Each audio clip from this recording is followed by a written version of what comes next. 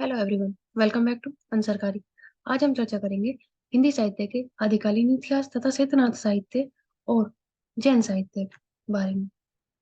जब हिंदी साहित्य के इतिहास के बारे में बात करते हैं तो हम देखते हैं कि किस प्रकार आचार्य रामचंद्र शुक्ल जी ने हिंदी साहित्य के इतिहास का काल विभाजन किया था। उसके पश्चात हजारी प्रसाद द्विवेदी जी ने भी अ, हिंदी साहित्य के इतिहास का विभाजन किया है। जब हम देखते हैं कि हमें आदिकालीन, भक्ति काल तथा रीति काल के बाद आधुनिक काल, इस तरह से काल विभाजन देखने के लिए मिलता है। जब हम वेदी जी की बात करते हैं तो उन्हें आदिकाल के स्थान पर वीर गाथा काल का नाम दिया है। आदिकालीन साहित्य 700 से लेकर 1350 ईस्वी तक हमें देखने के लिए मिलता है। जब हम इस काल में लिखे गए या रचित साहित्य की बात करते हैं तो हमें देखने के लिए मिलता है कि राजनीतिक साहित्य, सामाजिक साहित्य, संस्कृत साहित्य या फिर दर्शन, जब जैसे विचारधारा हमें इस समय में प्रकट होती हुई नजर आती है। जब हम राजनीतिक साहित्य की बात करते हैं तो हम देखते हैं कि 647 ईस्वी के आसपास से ही राजनीतिक साहित्य लिखना आरंभ हो गया था, या उससे पहले से भी। उसके पश्चात तोमर, परमार, चौहान या इस्लामी शासकों के बारे में हमें वीर गाथाएं देखने के लिए मिलती हैं, जिसमें पृथ्वीराज रासो, विशल देव जैसी रचनाओं को हम शामिल कर सकते हैं। ये रचनाएं ज्यादातर वीर रस और श्रृंगार रस से भरी होती थी, जिसके अगर हम भाव की बात करते थे तो उसमें युद्ध भाव होता था, जिसमें युद्ध का कारण जमीन या स्त्री को माना गया था। आचार्य रामचंद्र शुक्ल जी के अनुसार श्रृंगार रस को वीर गाथा काव्य का गौण प्रकृति माना गया है। आचार्य रामचंद्र शुक्ल जी मानते हैं कि वीर गाथा काली आदि काल में जहाँ भी श्रृंगार रस का भाव उत्पन्न होगा, वहां छुपित रूप से या फिर अस्पष्ट रूप से श्रृंगार रस की भावना हमें देखने के लिए मिलेगी। जब हम बीसल देव की बात करते हैं तो हमें वीर रस की बजाय श्रृंगार रस की अधिकता देखने के लिए मिलती है। दूसरा, सामाजिक। जब हम सामाजिक, उस समय के समाज में सामंतवाद, राजा, जमींदार, किसान से संबंधित साहित्य के बारे में हमें देखने के लिए मिलता है कि किस प्रकार उस समय कृषि प्रधान राज्य था तथा ग्राम का संरचना देखने के लिए मिलती है, तथा धर्म आडंबरों से संबंधित, जैसे कि जैन साहित्य, नाथ साहित्य और सिद्ध साहित्य में हमें देखने के लिए मिलता है कि किस प्रकार यह सारे साहित्य धर्म साहित्य से संबंधित है। जब हम आडंबरों की बात करते हैं तो आडंबरों में ज्यादातर जाति से संबंधित आडंबर तथा स्त्रियों से संबंधित आडंबर उस समय पर प्रचलित थी। संस्कृति, जब हम संस्कृत की बात करते हैं तो हमें देखने के लिए मिलता है कि 7वीं 8वीं शताब्दी में मुस्लिम धर्म की भी स्थापना हो चुकी थी। तो उस समय में हमें हिंदी हिंदू मुस्लिम के संबंध में वेशभूषा या उनके जानकारी के बारे में ही पता चलता है। दर्शन, जब हम दर्शन की बात करते हैं तो हम देखते हैं कि आचार्य शंकरानुज, रामानुज, वल्लभाचार्य, आनंदवर्धन, अभिनव गुप्त और मर्मट जैसे देखने के लिए मिलते हैं। उस समय में एकावाद, द्वैतावाद जैसे अनेक दर्शन प्रचलित हुए, तथा उस समय पर हमें ये सभी देखने के लिए मिलते हैं। जब हम गद्य साहित्य की बात करते हैं, आदिकाल में गद्य साहित्य की बात करते हैं तो हमें इसमें 3 प्रवृत्तियां देखने के लिए मिलती है: धार्मिक साहित्य, रासो साहित्य और लौकिक साहित्य।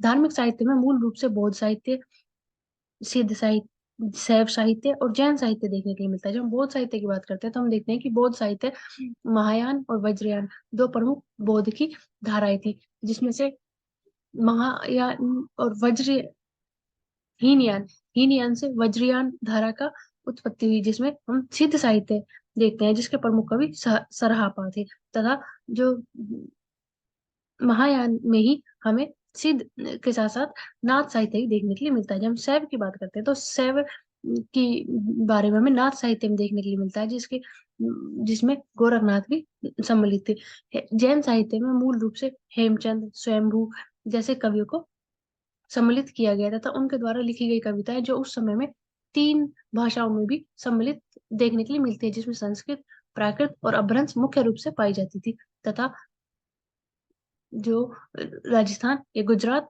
क्षेत्र के आसपास वाले एरिया में हमें देखने के लिए मिलती है। जब हम रासो काव्य की बात करते हैं तो रासो काव्य में वीरता की प्रधानता हमें देखने के लिए मिलती है। जैसे पृथ्वीराज रासो, जो कि चंद्रवरदाई द्वारा लिखा गया था, जैसा कि हमने देखा कि आचार्य रामचंद्र शुक्ल जी ने कहा है कि रासो काव्य में जहाँ श्रृंगार के साथ साथ वीर गाथा काव्य में का गौण रूप या गौण गुण श्रृंगार है। तो वीरता के साथ साथ हमें श्रृंगार रस की प्रधानता भी देखने के लिए मिलती है।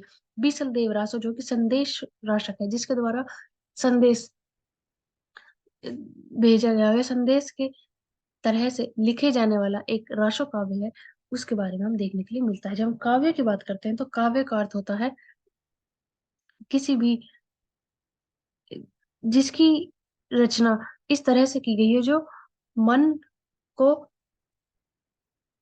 उत्पन्न कल्पनाओं को और मनोभाव को पूर्ण रूप से व्यक्त कर सके और एक रमणीयता का भाव उत्पन्न कर सके, जिसमें शब्द अलंकार हो तथा अनेक प्रकार की कल्पनाएं हमें देखने के लिए मिले, वही काव्य है। जो कि चित्त और मनोवेग को से पूर्ण हो। जब उपदेशात्मक काव्य देखते राशो का उपदेश उपदेशात्मक काव्यों की बात करते हैं तो हमें उपदेशात्मक रासायन काव्य राशो देखने के लिए मिलता है। लौकिक काव्य जो कि अन्य काव्य की विधाओं में आते हैं, इसमें विद्यापति अमीर खुसरो की रचनाएं हमें देखने के लिए मिलती है। बौद्ध साहित्य गहराई की बात करता है, जिसमें हम मृत्यु या मृत्यु के बाद किस तरह से मोक्ष या निर्वाण की प्राप्ति कर सके, इस तरह की हमें देखने के लिए मिलता है। बौद्ध महायान और हीनयान दो भागों में विभाजित था। जब हम हीनयान की बात करते हैं तो कठिन यान या थेरवाद की बात जो हमें देखने के लिए मिलती है, जो कि बौद्ध महात्मा बुद्ध के आचारों पर चलते थे तथा उनके दिए गए सभी विचारों को और उनके नियमों को मानते थे, उन्हीं तरह से अपना जीवन व्यतीत करते थे। इसलिए इसे हीनयान कहा गया, कठिन यान कहा गया, क्योंकि वे उनके द्वारा दिए गए सभी नियमों को अपनाकर अपना जीवन व्यतीत करते थे। दूसरा था महायान। महायान जिसमें गृहस्थ लोग भी बौद्ध धर्म का अपनाते थे और अपना जीवन यापन करते थे, तथा जो उनके जीवन यापन में सरल हो उन नियमों को अपनाकर बौद्ध धर्म को मानते थे। महायान से ही एक और धारा उत्पन्न हुई जिसका नाम था वज्रयान, और वज्रयान में सिद्ध परंपरा हुई जो पंच मकार को मानते थे। इसी तरह से एक सहजयान हुआ जो माध्यम मार्ग को मानता था, शून्यवाद के विचार का मानने वाला था, जिसके अंदर हम नाथ साहित्य को देखते हैं, जिसके प्रमुख कवि नागार्जुन हुए। जब हम योगाचार, इसके अंदर हमें योगाचार, विज्ञानवाद और असंग जैसी भावनाएं देखने के लिए मिलती है। सिद्ध साहित्य, जब हम सिद्ध साहित्य की बात करते हैं तो हमने देखा कि सिद्ध साहित्य किस प्रकार वज्रयान धारा से उत्पन्न हुआ। यह साहित्य ज्यादातर तंत्र मंत्र पर आधारित होता था। धर्म प्रचार करने के लिए इसमें मुख्य रूप से साहित्य की रचना की जाती थी, जिसमें 84 सिद्ध थे और सरहापा, सरब, कलह, लुईपा, डोम्भिपा, कुकरिया जैसे सिद्ध इसमें सम्मिलित थे, जिनकी भाषा हमें आप अर्धमर्दी अपभ्रंश देखने के लिए मिलती है, जिसका एक कारण यह हो सकता है कि इनकी जब हम स्थिति देखते हैं तो हमें बिहार और के आसपास वाले क्षेत्र में, मगध के आसपास वाले क्षेत्र में देखने के लिए मिलती है, जिसके कारण इनकी भाषा अर्धमगधी के आसपास वाली लगती है। जब हम इनकी साधना विधि की बात करते हैं, यह तो यह वर्ण व्यवस्था का खंडन करते थे, आडंबरों का खंडन करते थे, गुरु की महिमा मानते थे। इनके अनुसार गुरु से दीक्षा लेकर उनके द्वारा दिए गए नाम का जप कर कर तथा योग साधना कर कर ही साधना प्राप्त की जा सकती है। यह अनात्मावाद का मानते थे, कि आत्मा नहीं होती, यह काया योग शरीर की साधना करते थे। इनकी परंपरा पंचमकार थी। साधना अवस्था से निकलकर सिद्धों की जो वाणी हुई उसे चर्य गीत कहा गया, तथा जब हम काव्य रूप में देखते हैं तो दोहा कोश और चर्य गीत दोनों सिद्ध साहित्य में देखने के लिए मिलते हैं। जो कि पद जो उन्होंने गाए उन्हें दोहा कोश कहा गया, तथा चर्य गीत जो उनकी वाणियां हुई उन्हें चर्य गीत कहा गया। जब हम इनके शिल्प की बात करते हैं तो हमें अर्धमगधी भाषा देखने के लिए मिलती है। संध्या भाषा जो कि अटपटी बानी है, जिसे हम कबीर की उलट बानियां भी कहते हैं, वो हमें देखने के लिए मिलती है। जब हम संध्या शब्द के अर्थ की बात करते हैं तो इसका अर्थ होता है दिन और रात का समय, अर्थात अभ्रंश। और पुरानी हिंदी के मध्य की जो भाषा बोली जाती थी उसे संध्या कहा गया। हो सकता है इसी कारण उस समय इन दो भाषाओं के बीच की भाषा होने के कारण इसे संध्या का नाम दिया गया, जिस तरह से दिन और रात के समय के बीच बीच के समय को संध्या कहा जाता है।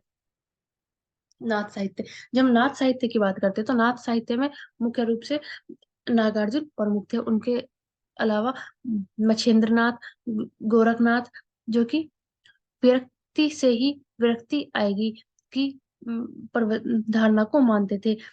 यह संयम और शैव परंपरा में शामिल थे।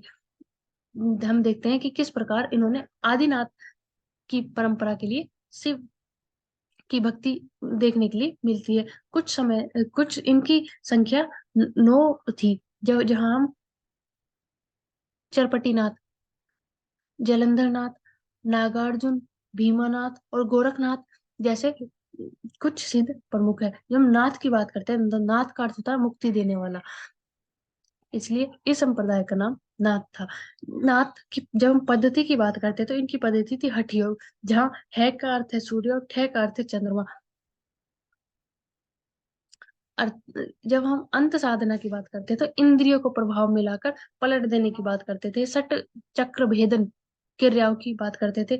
इनके अनुसार चक्र भेदन सट चक्र भेदन की प्रक्रिया के माध्यम से कुंडली जागरण शक्ति की जा सकती है, जिसके बाद निर्माण की प्राप्ति की बातें होती थी। सामाजिक पक्ष का वर्णन करें तो ये वर्ण व्यवस्था का खंडन करते थे, स्त्री को त्याज्य मानते थे और कुंडली को चेतनी तथा महाकुंडली की बात करते थे।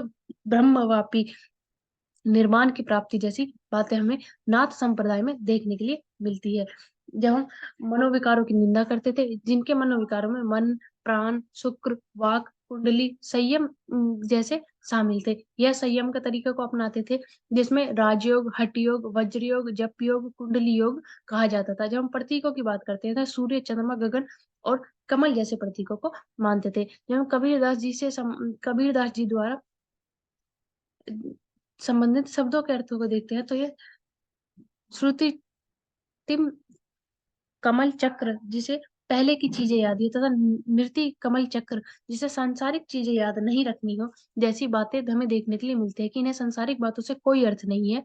इन्हें निर्माण की प्राप्ति करनी है, जिसके कारण अपने मन को संयम में रखना तथा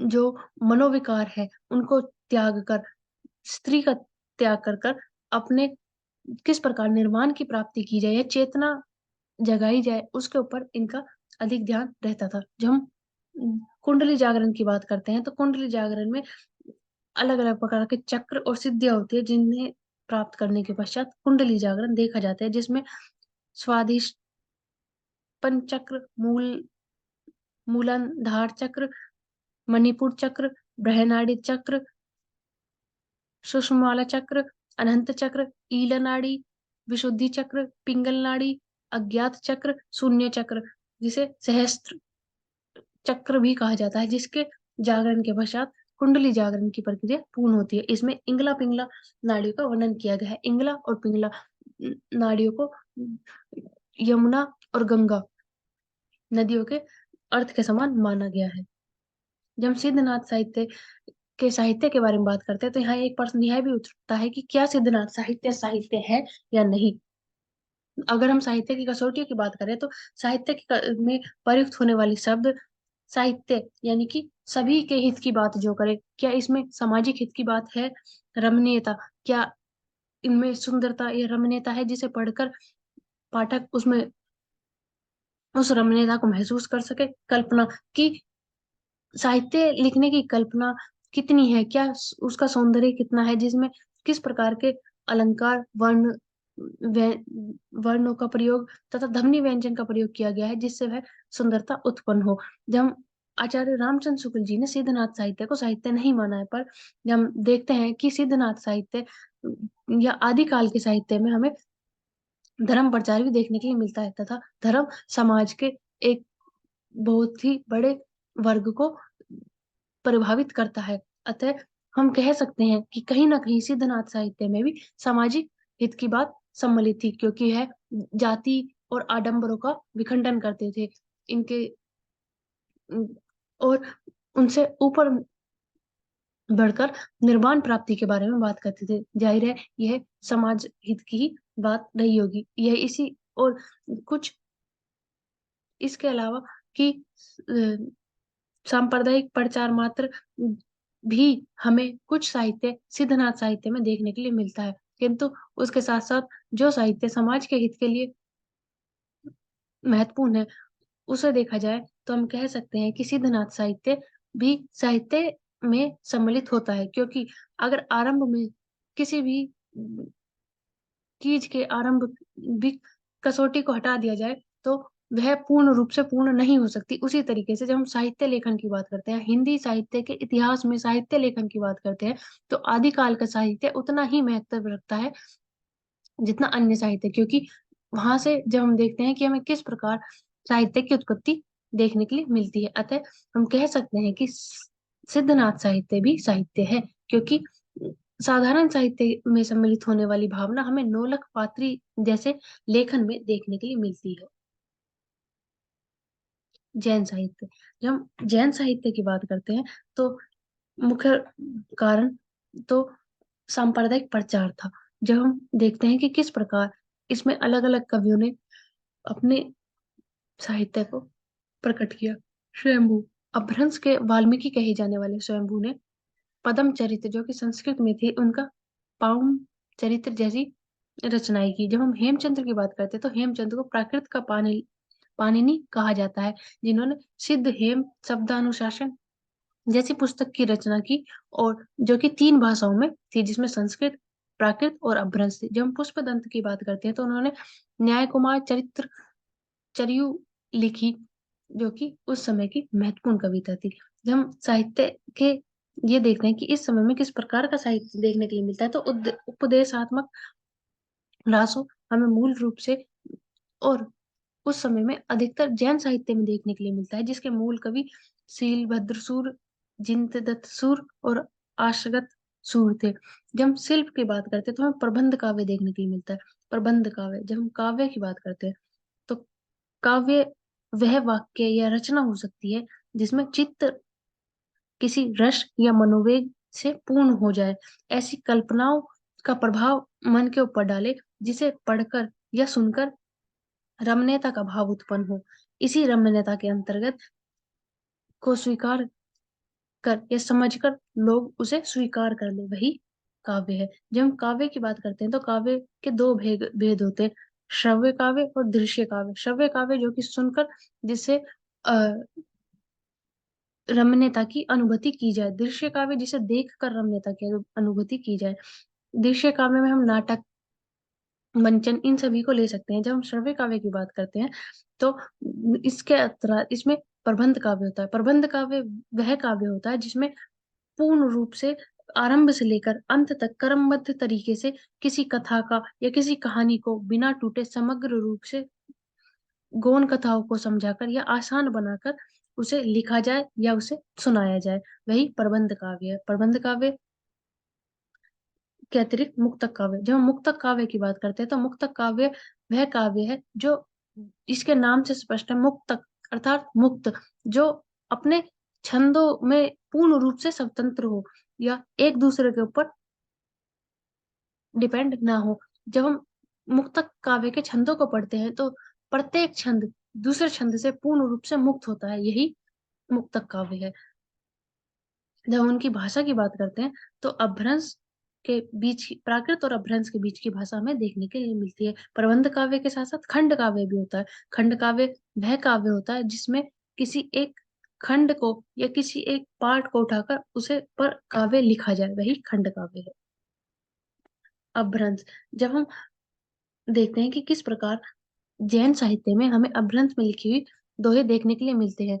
भला हुआ जो मरिया बिहई म्हारा कंतु लजेतु वशिहु जई भगा धरु एतु। मतलब भला हुआ तो मारा गया, हे बहिना हम कान, यदि वह नागा हुआ घर आता तो अपने स्वयं स्वभाव को लज्जित करवाता।